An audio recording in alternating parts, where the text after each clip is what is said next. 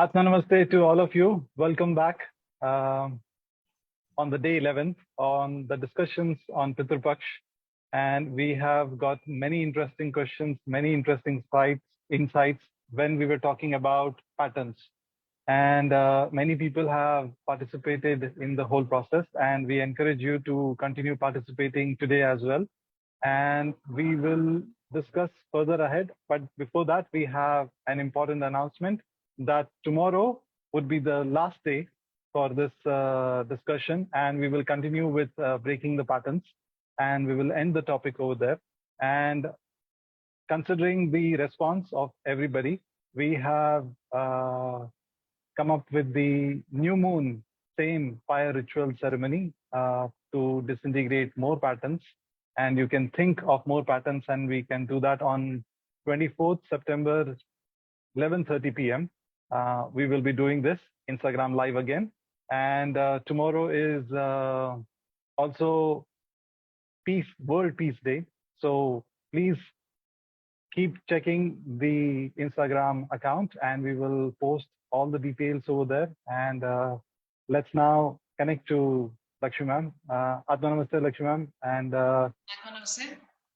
what is it that are the core patterns that we should prioritize? Is there some sequence that we should be choosing when we are going ahead with breaking the patterns? Is it helpful to have some sequence in mind, or is there no particular sequence? Please, if you could enlighten on this. Okay, that's a very nice question. Let us put our hands together in the Namaste position and invoke before we start. We humbly invoke for the blessings of the Supreme Parabrahman, the Divine Father, Divine Mother, my spiritual teacher and all spiritual teachers, all the great ones, all the Buddhas, Bodhisattvas, Paramatmas, Tirthankaras, prophets, archangels, holy angels, and spiritual helpers, and with the help and the blessings of our higher souls and divine self. Thank you for the purification, strengthening, empowerment, upgradation, alignment, to be able to fulfill our part in the manifestation of the great vision, the accomplishment of the divine plan on this Mother Earth. We thank you for your constant downpour of priceless blessings, purifying, strengthening blessings. Thank you for your presence to deeply understand with great discernment and light simple spiritual truths. Thank you in full faith. So, you asked a good question. What are the two first patterns that we can plan to break? Anger blinds. So anger is one of the most important pattern which needs to be broken. I think that hits number one on the list. Because there are these hormones, anger, peptide hormones or stuff like that, which are released in the brain the moment the solar plexus chakra is activated with dirty reddish energy, which is anger, right? When a person is angry, no decision is based on sanity. Yes? Most divorces are fought with anger. Most wars are fought with anger. That's why they never end. They go on and on and on and on with a lot of bloodshed. Yes? So anger should be one of the first patterns that we need to choose to break. Like we would say, the father was also an angry man, so is the son. This is a very normal conversational term that we tend to have. And the second pattern that we need to break, it is important for us to break, is the pattern of fear. Okay, am I making myself clear? It is the pattern of fear.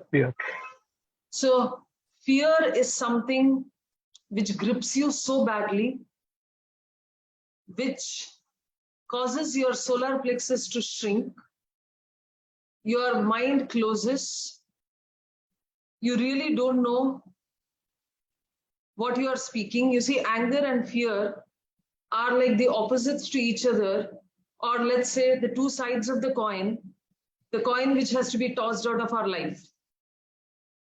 Yes, and especially so for a person on the spiritual path who deeply understand the various values and virtues. Yes, so you will not be able to implement any of your values and virtues under these situations of anger or fear. Fear of losing something, yes, or anger towards a certain person. Oh, my boss is a super duper jerk, and I just wish I could just leave this job, which is so much suffocation. Yes, these kind of patterns which go on and on and on lead you into a life of suffocation. Yes, the grip is stronger and stronger. Many people would leave one job based on this assessment that the boss was a super duper jerk. That's the only assessment that they would have when they would have left a job. But the point is, it was a decision based on anger, and what you are trying to resist and what you are trying to run away from, that whole scenario will continue. Yes. And you will get a job, get a boss who could turn out to be a greater jerk. Yes, or at least in your eyes, because you look at it that way, and all the anger and the frustration that you brought with you from another organization, and the fear and insecurity that you held on, is what is actually paving the path in this new place also. That is what your ideals are based on. So you tend to make the same kind of mistakes. Yes, so the patterns of fear and anger has gripped us through decades and centuries, through family generation lines. Yes, the fear of communal riots, the fear of having to lose the property, lose everything, lose homes, go across the border, come barehanded. Yes, so all of these fears tend to grip generations after generations. They are deeply imbibed in the person. So the first attempt to release a pattern would be towards releasing the pattern of anger outbursts. And anger serves no discussion. Anger serves no decision. Same, fear serves no discussion. Fear serves no decision. Yes? So fear serves insecurity. And fear in turn serves hatred. Because the law of opposites, right? When you go into so much fear, so much fear, so much fear, so much fear, that particular thing which created that fear becomes an ideal to hate. Yes. So the fear induced to such a great degree is just impinging you into this scenario of intense hatred. So anger, fear, and then hatred. Okay. So these should be, not just could be, should be some of the things that we plan to eliminate from our bodies, from our brain centers, from our chakras. Yeah. So, ma'am, so anger, there are people who are really very openly and instantly expressing anger. But what about those people who are actually learned to survive by suppressing their anger because they have learned that pattern, but then how does that impact them? Okay, the question is good, but the words have the answer. There is no survival with anger. Anger is the key to cancer. Yes, Anger is the key to high blood pressure. Anger is the key to rheumatoid arthritis, which is inflammation of every joint. And suppressed anger at the mental level is the key to a malfunctioning thyroid and cervical spondylitis. When the anger does not have an outlet, because the body works on the fight or flee, yes, fight, flee, freeze, and of course the fawn, that is the pleasing personality. So the body works on one of them. If all of this, the freeze, yes, what you're trying to tell me is if a person just freezes the anger within them. I was referring to the fawn, the fourth one, where basically a person learns to cope with people pleasing because they cannot express anger. So they learn to suppress it. That's what I was referring to. If they have learned to just suppress it, it would come up as migraines and cervical spondylitis and rheumatoid arthritis at a later stage as blood pressure and as cancer. Because all that anger which we store within us is slowly burning down our system. And of course, there can always be anger towards oneself. It's not only for people pleasing. That we have not done what was to be done right at the right time. So every anger has to be transformed to look at a certain situation very, very clearly and take a reasonable, well-balanced, you bring out a reasonable and well-balanced outcome of the whole situation. Okay, for that, anger has to be dropped. Yes, there is no holding on, there is no pleasing people, because no anger will serve you, definitely. Yes, and this anger, unless you have the ability to scream at the other person, it technically does not damage them. And it only ends up damaging you yourself. Okay? So this,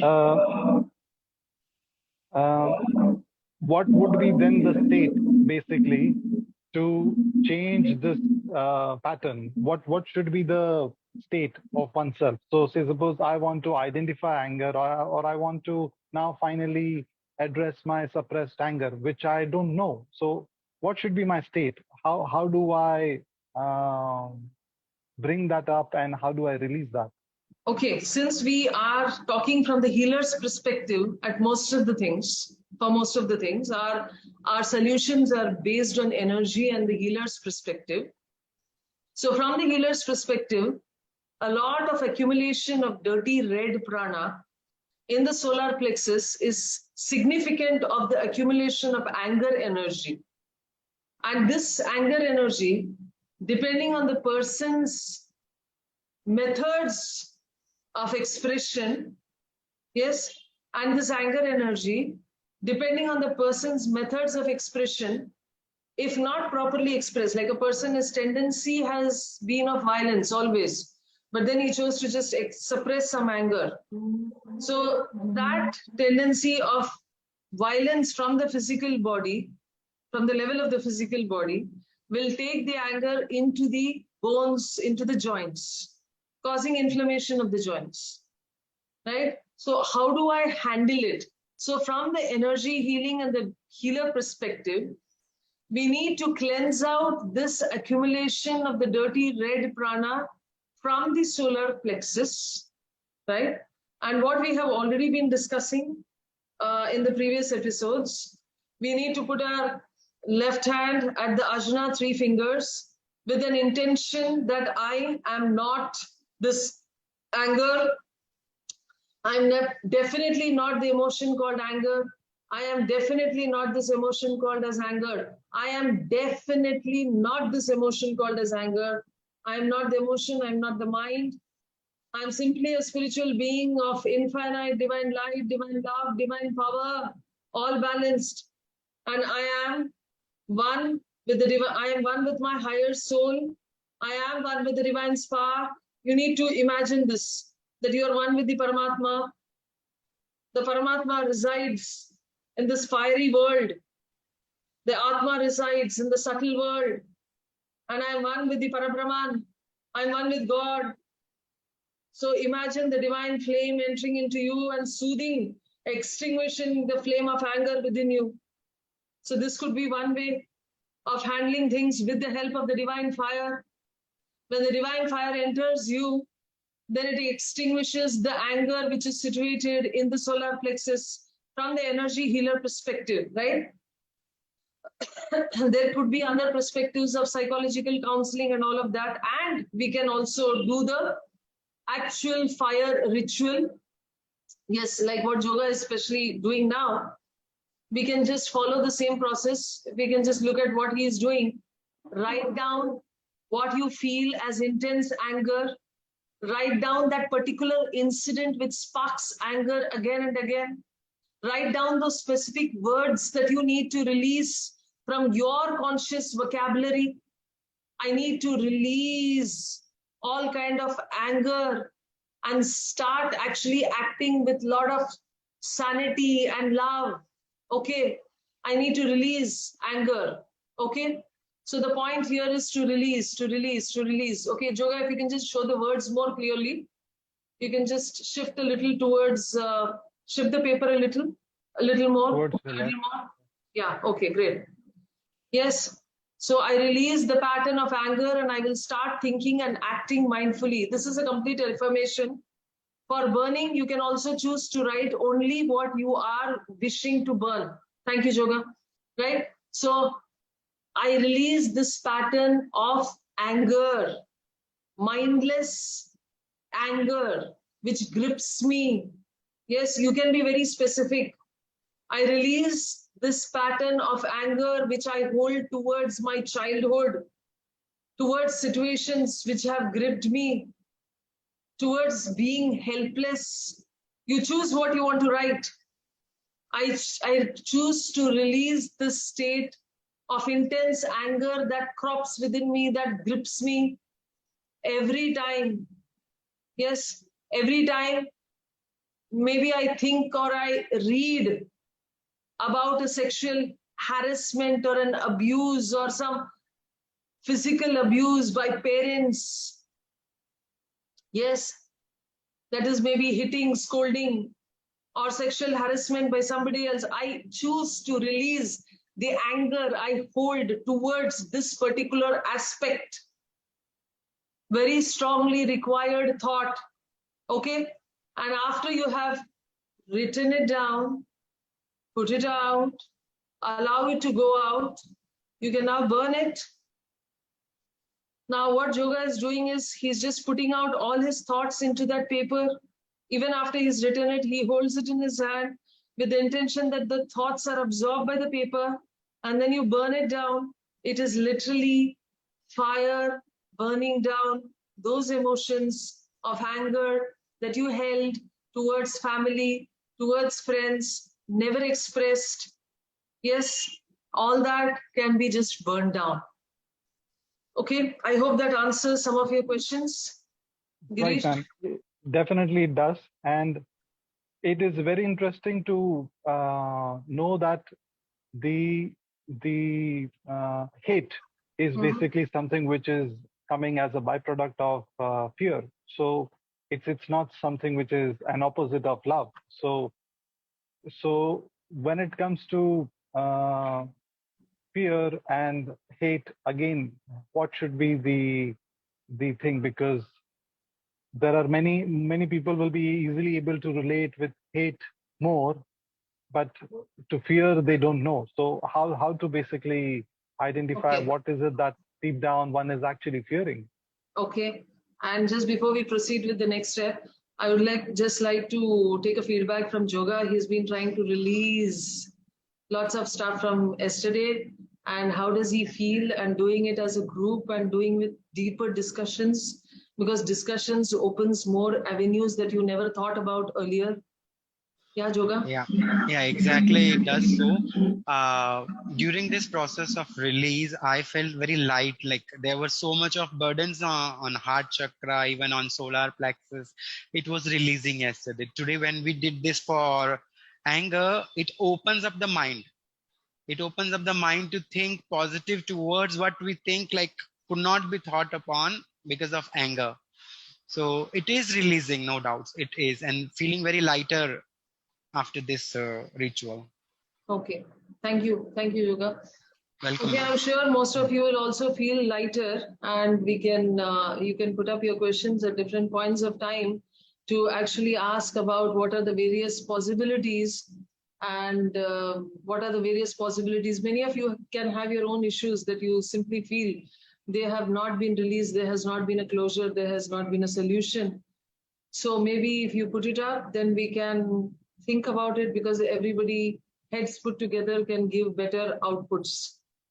Okay, so now let's get back to the question what Girish was asking.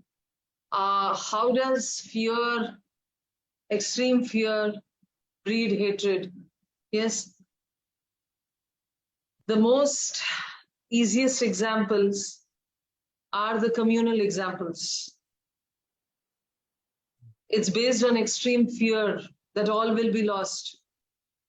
For all has been lost at one time or the other by certain communities. Yes, all has been lost at one time or the other by certain communities. Of course, a certain loss always means that there will be many more doors opening. But I think at that point when there's only fear and hatred running through the mind and a lot of anger towards the people who did this to you, it is not possible to philosophize with a certain situation. Generations down, people would be happy that yes, we came out of that place, even though we were made penniless, all that we worked for, all our land was taken away from us, all our property was taken away from us. Sometimes even families were taken away from us. But then the things which were as an outcome, yes, would have turned out all for the better. But it is not possible for you to philosophize that everything turns out to be good and there is a greater opportunity, a greater world waiting for you outside, rather than you being a frog stuck, a tadpole or a frog stuck in the well where you thought all your life exists. Yes. So of course, the divine has its ways of means of moving people out of their places, and the divine always has ways and means of helping people to emerge out of those situations. But anyway, the point that Girish asked is, how does extreme fear create hatred? Yes, that is the question, right?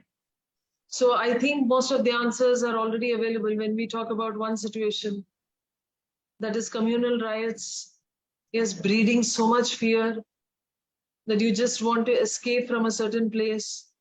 But even when you escape from that country where there is extreme violence, when you escape out, when you have had this new beginning, when you have become a refugee, rehabilitated, when even you have been recompensated by a new country, by a new government, still that seed of hatred has not left you, because that extreme fear that you were made to go through has left such an imprint on literally the DNA.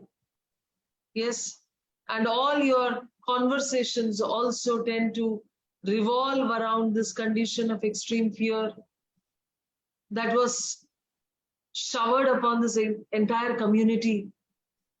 Yes, how people, like if you talk about the extreme fear which was generated by the Nazis, it was fear that was actually impregnated into the Jewish community. Yes, but the point is, till date, it actually flourishes as hatred. Kya hai? It flourishes as hatred. It is just not budding, but it flourishes. It's become like it's engulfed the whole of the social texture of the Jewish people. Yes, that there is an extreme hatred towards a certain community. And when we talk about energy, when we talk about the divine aspects, I truly believe that everybody is a part of this divine existence, this one. And if I have this tendency, or I have been actually pushed into this corner or this condition where hate breeds within me to a certain community, a region, or a religion, then I am showing extreme hatred towards a certain group of people. Yes, all of them who are also parts of the divine. I am showing extreme hatred towards certain group of people, all of them who are also important parts of the divine, because the divine is not complete without every soul. Actually, every soul, every spark, every being, every human is part of this divine. Whether he exhibits love, compassion or not, but they are still part of this divine. Yes, I hope you're understanding my point. And at the greater level, when we will be thinking of the new world order through the deeper understanding of energy and the union what energy creates, if we want the spirit of peace to dwell upon this earth and upon your hearts, if we want the spirit of peace to dwell upon this earth and within your hearts, it is time to let go of all fear and hatred. You see, peace is just not a terminology. It is not an abstract idea. It is literally an inter-solar system, interplanetary being. Are you getting my point? Peace is a fifth dimensional being. Peace is a fifth dimensional being. Love is a fourth dimensional energy. And peace is a fifth dimensional being. And for this being to actually impinge into your hearts, it is time that we let go of extreme fear, which is the basis of all hatred. So let's put up this affirmation that I choose to let go of all fear in my life, that I may lose something. Yeah, what he's showing, let's.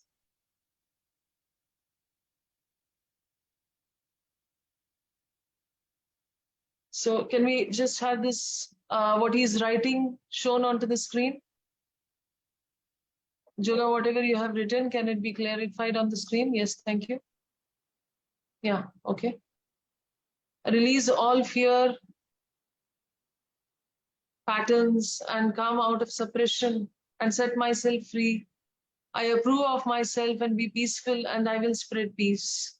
Yes, there could be mistakes that have been done, some unpardonable, maybe in this incarnation, but some, whatever it is, the repentance, when it is complete, the peace will take over. Okay? So there is also a question saying, can anger be born out of extreme sadness? A certain deep sadness can create anger. Yes, deep sadness can create fear that that condition of sadness will not repeat. Deep sadness and living your life through this sadness, sabotaging your own life. At the end of your life term, you may be converting this sadness into anger because you have destroyed your life just being sad. It was your own decision to not let go of the sadness, because the whole world is filled with joy and enthusiasm if you choose to seek it. Yes, friends, opportunities, people, situations can be created. Groups which imbibe enthusiasm. Okay? So anyway, the discussion is long, but let's look at Joga, who's going to just burn it down. Let us all take a moment to release our own anger, fear, and hatred, whatever we choose. And may it be burned in the fire. We invoke upon Lord Agni. we invoke upon the Mahadev Agni for purifying us, for helping us to release.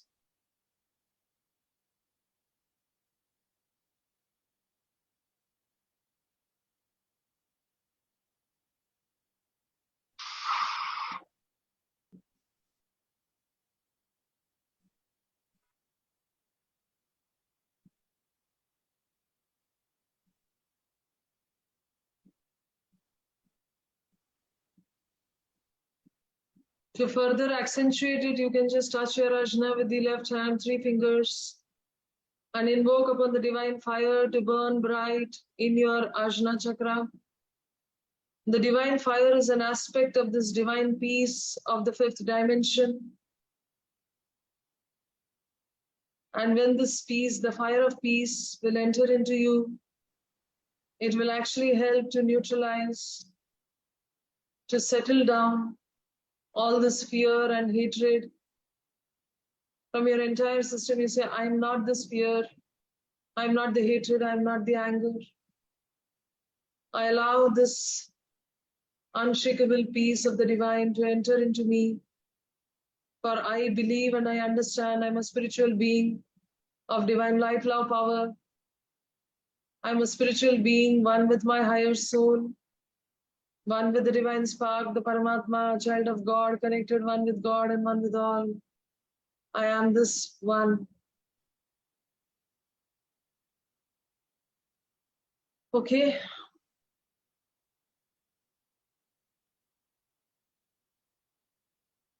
So, yes, Yoga, how is the combination?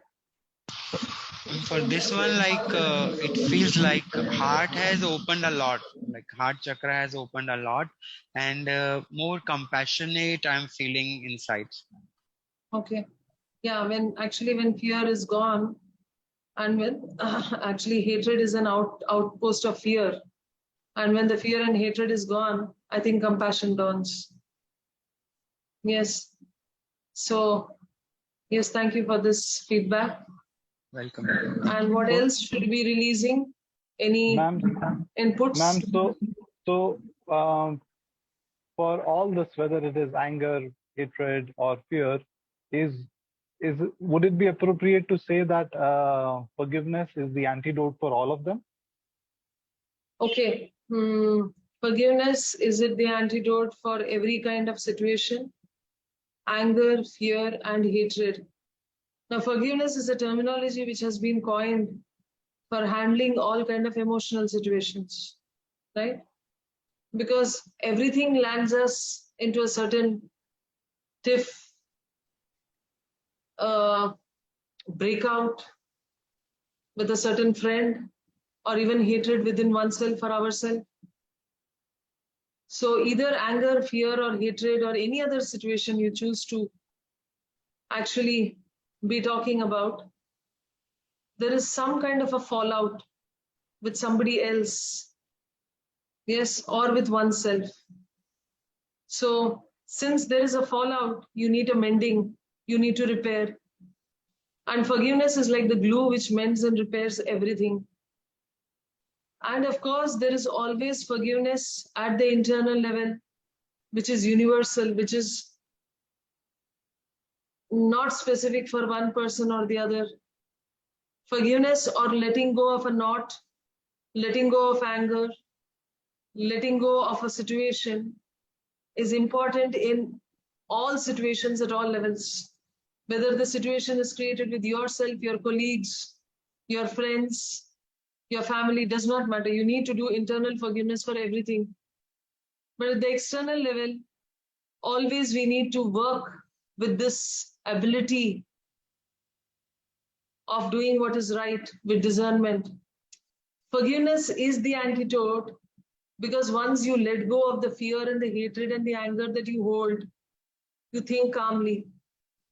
Yes, either I burn everything down and I also practice the forgiveness, I bring the divine fire within me. But once I'm clear, the path that I take is a path of non-violence. Yes, But of course, even the path of non-violence has been looked down by many people, because they said it was because of this path that there was so much bloodshed at the time of partition that we refused to do some stern actions. So non-violence with external stern actions is the key to living a peaceful life. Okay? Non-violence with an external stern action. So Okay. it would be appropriate to say like using one person's discernment to yes, do internal forgiveness, but when it comes to external, if say suppose a person is very much still not in control, they are very physically abusive and this, so I cannot still go and say to them that I have forgiven you, now you can hit me again. It's not really Exactly. Yeah.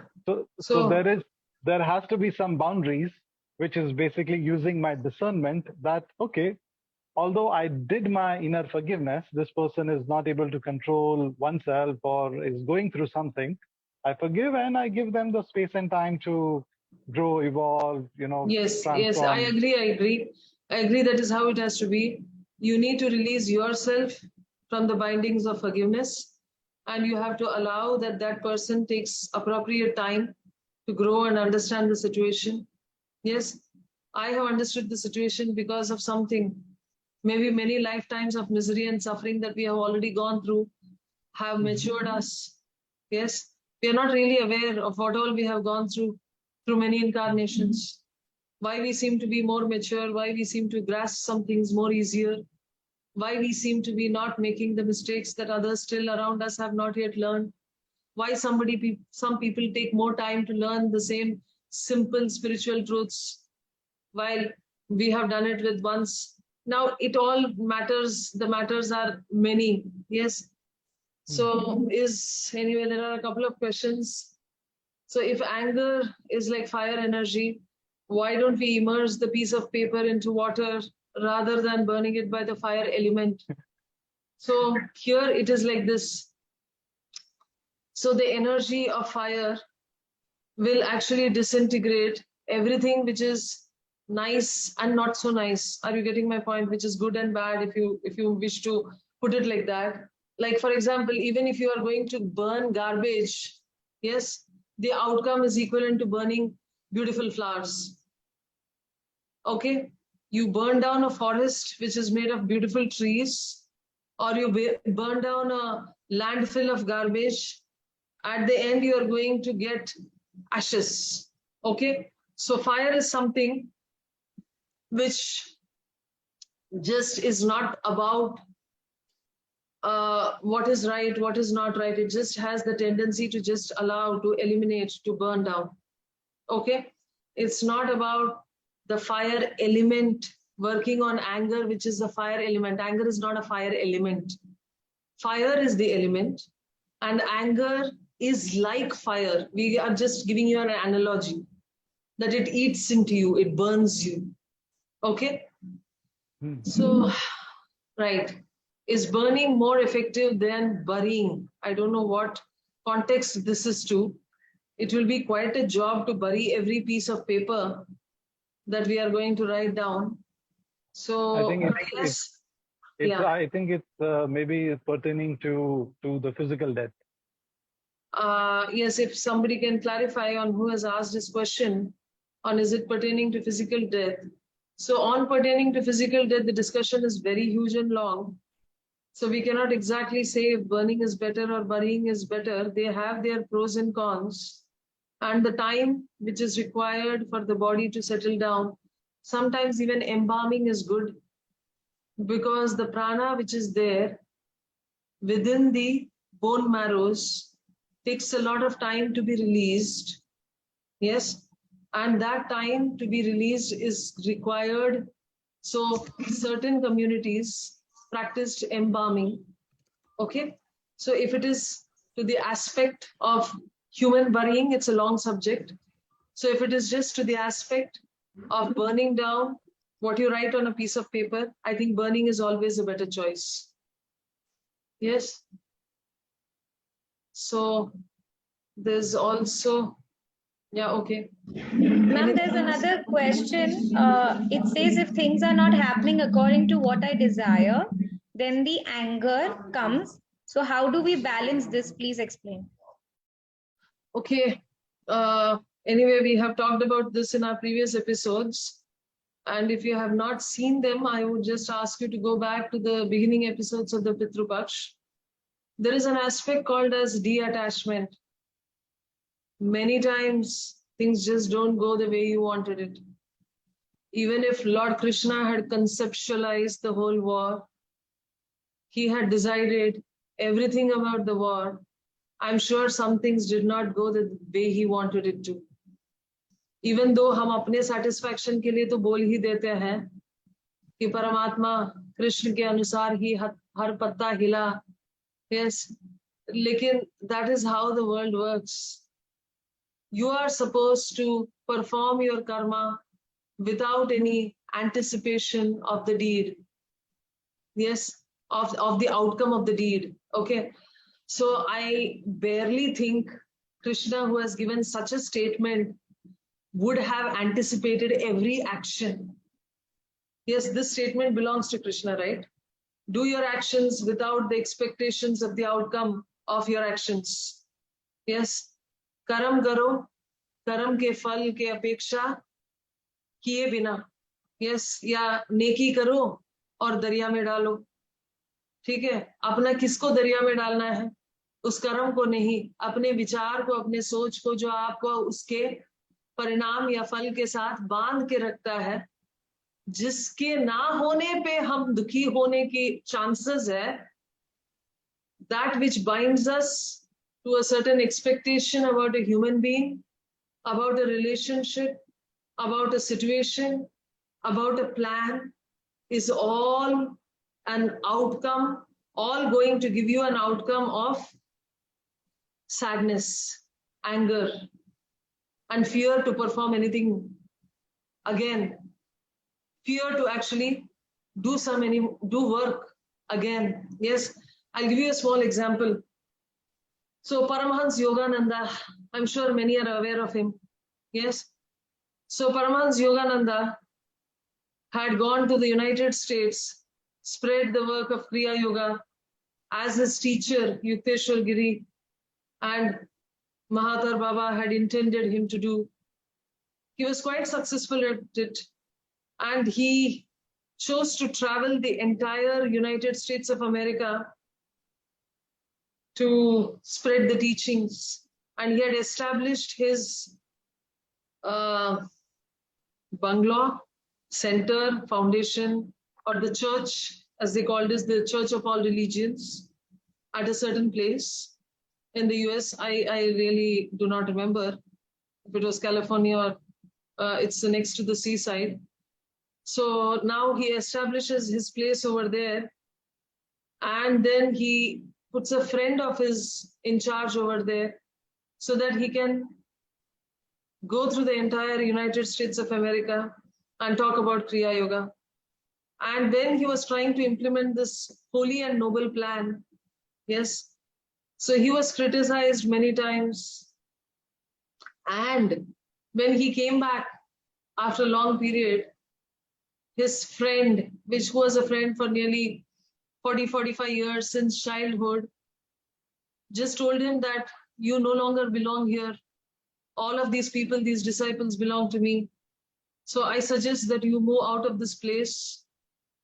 And Paramahansa Yogananda lost all that he had created there because it was just gone.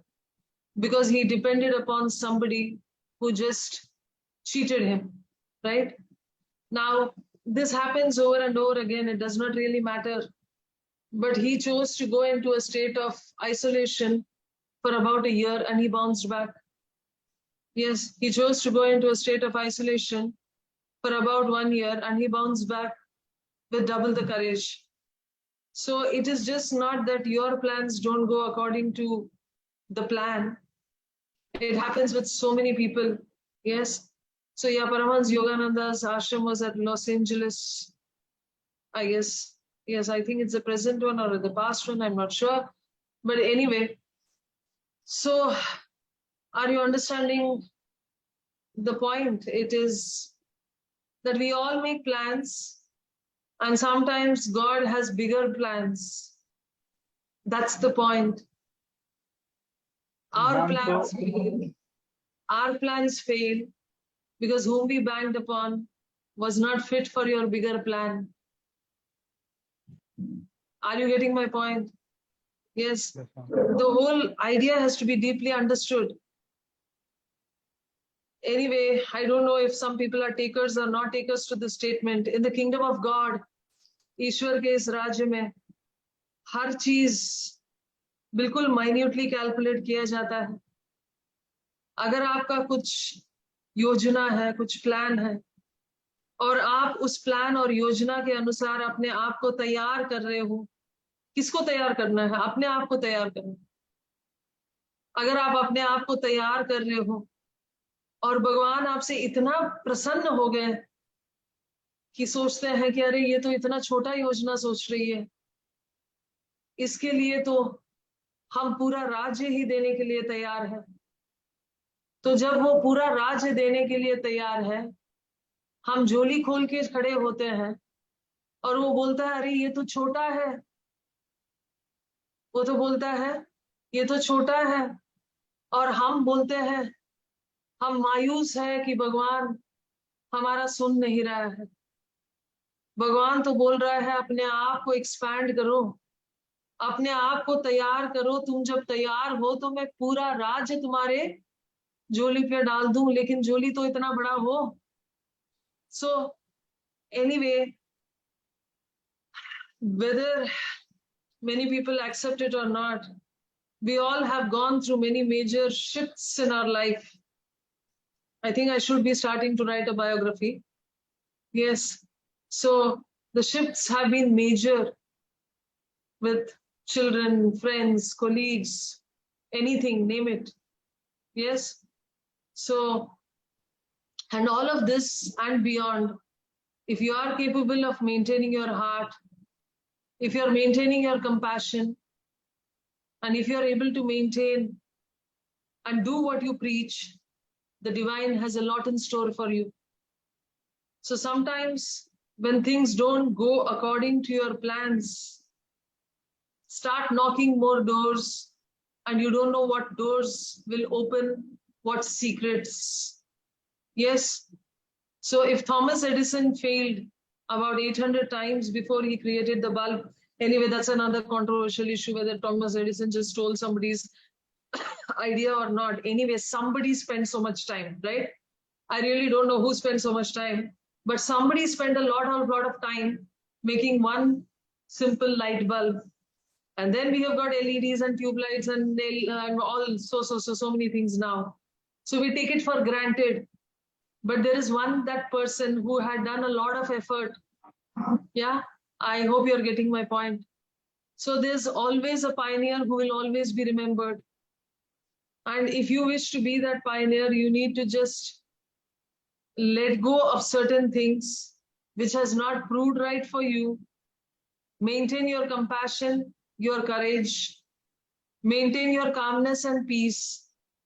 If you want to go into isolation for some time, well, good, fine, but bounce back with double the power. Yeah. So that would be the technical answer for that. Ma'am, so the isolation which was which Paramahansa Yogananda went.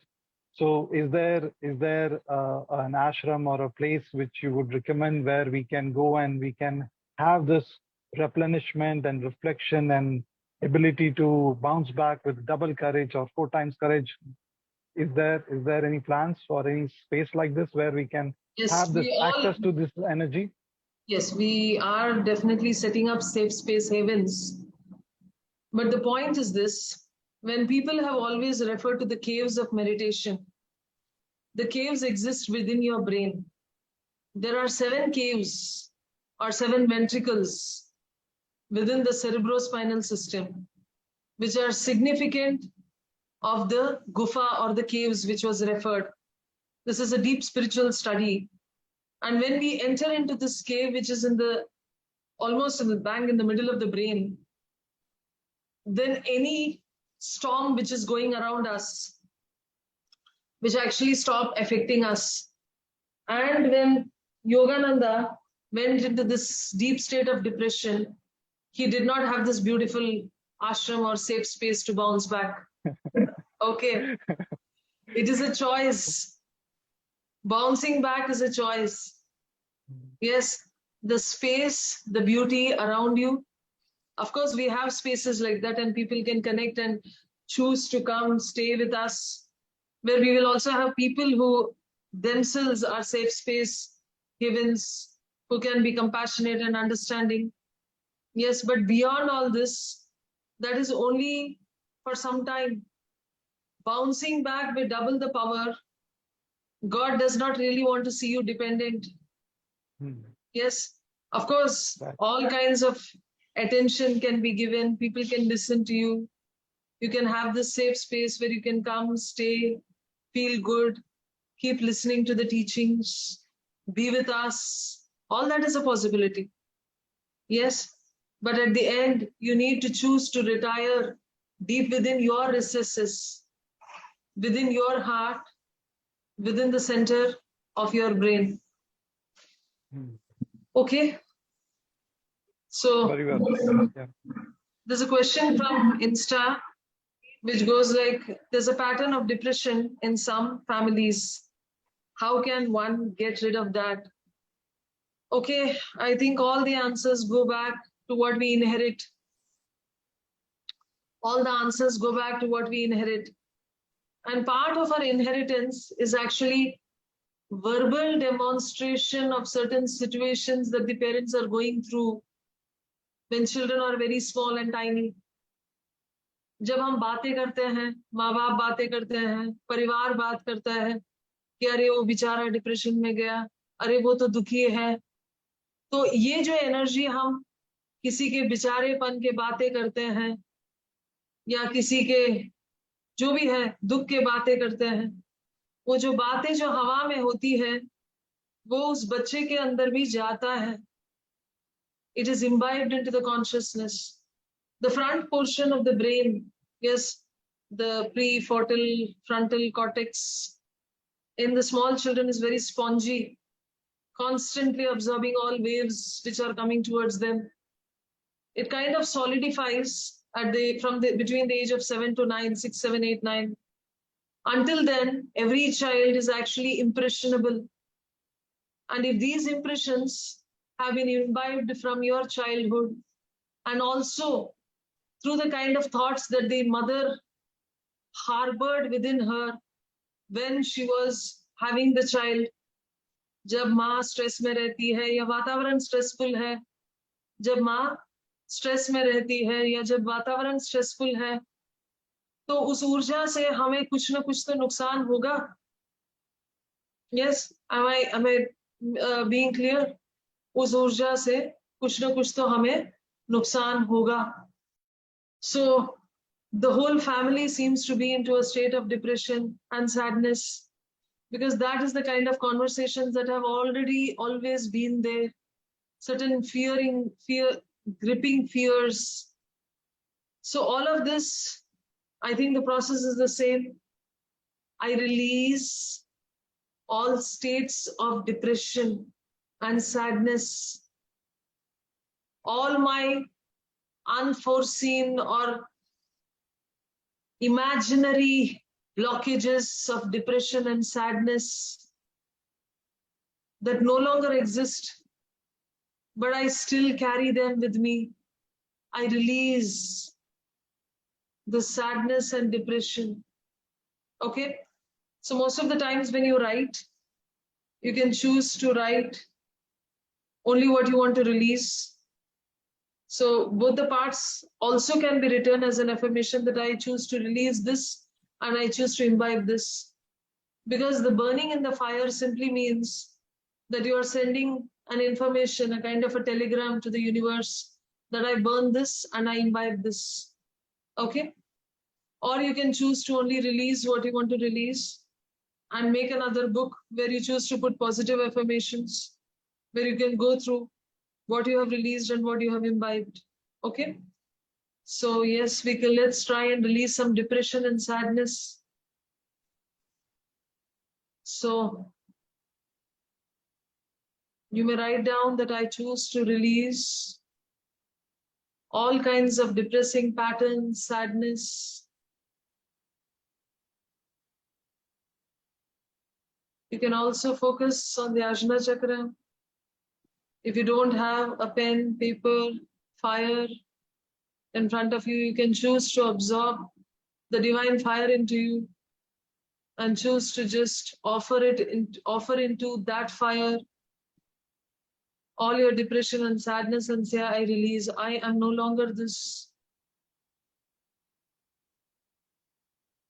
Yes.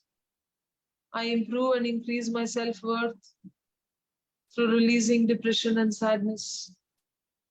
Right? So you may also choose to make it 2 statements. I release all my states of depression and sadness. And I choose to increase my self-worth. Okay, thank you. So focus on the center point between the eyebrows, the Agya Chakra, the Ajna Chakra, with the intention to release all states of sadness and depression that we push ourselves into.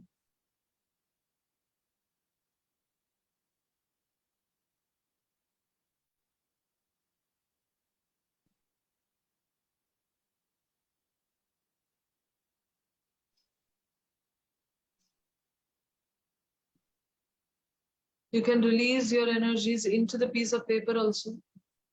You say, I release all my energies of sadness and depression into this paper.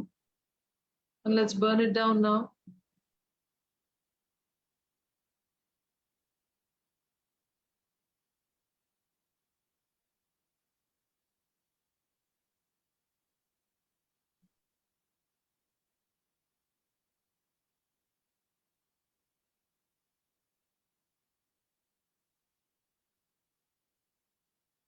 I choose to release all states of sadness and depression and improve upon my self-worth.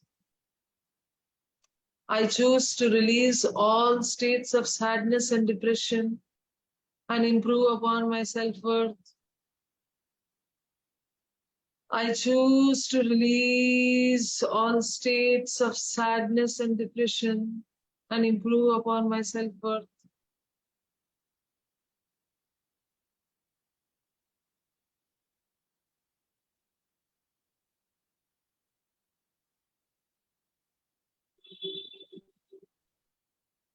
Perfect, just imbibe. Okay, great. So I think that has been quite enriching for all of us.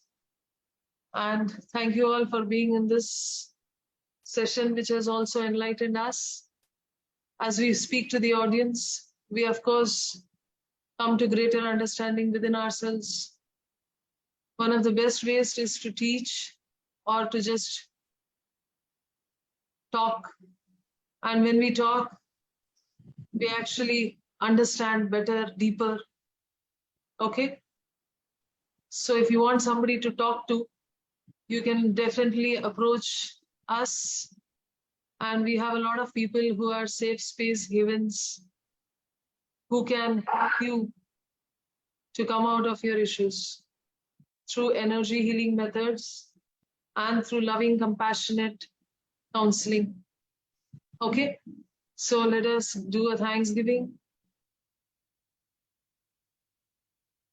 We thank the Supreme Parabrahman, the Divine Father, Divine Mother, my spiritual teacher and all spiritual teachers, all the great ones, all the Buddhas, the Bodhisattvas, the Paramatmas, the Tirthankaras, prophets, archangels, holy angels, and spiritual helpers. Thank you for the purification, strengthening, empowerment, upgradation, alignment to be able to fulfill our part, the manifestation of the great vision, the accomplishment of the divine plan and this Mother Earth. We thank you in full faith, with deep gratitude, deep respect, and lots of love. We thank you. Atma Namaste to all of you. Thank you for being with us in this session.